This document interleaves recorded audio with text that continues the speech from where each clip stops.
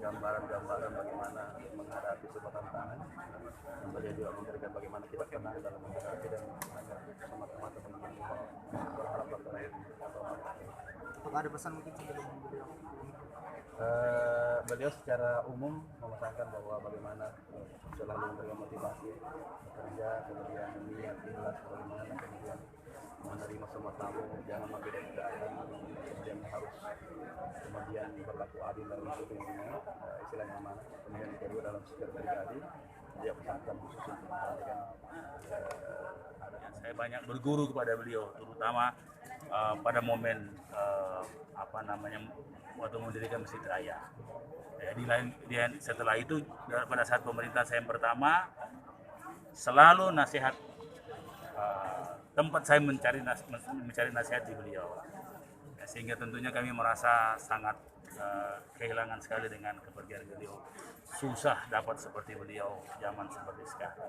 Dan beliau itu bukan hanya diterima oleh para kalangan misalnya senior atau tua, tapi dari anak muda, semua kalangan sampai yang paling senior, dari semua umat. Dan beliau paling terasa adalah rahmatan lil alamin. Nah, ini adalah bahagian daripada dakwah beliau, selalu rahmatan lil alamin, sehingga sangat diterima oleh semua umat.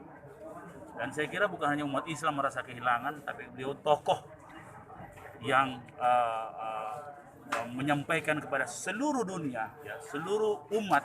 Berita duka terhadap Andre Gurota, orang tua kita ini sangat kaget, walaupun kita tahu bahwa beliau sudah usia kusur dan sakit, tetapi ada kesedihan. Ya.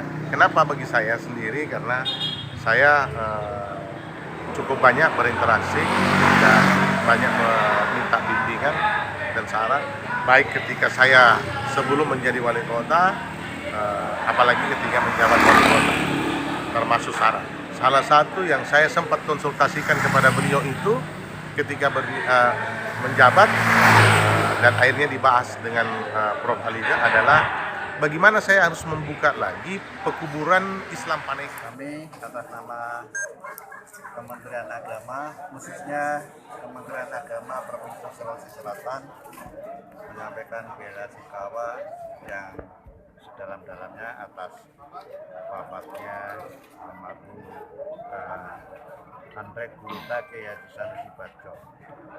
Beliau merupakan salah satu tokoh di Sulawesi Selatan yang memiliki kedalaman ilmu keagamaan Islam yang luar biasa, dan beliau merupakan salah satu tokoh yang menjadi jangkar perdamaian di Sulawesi Selatan.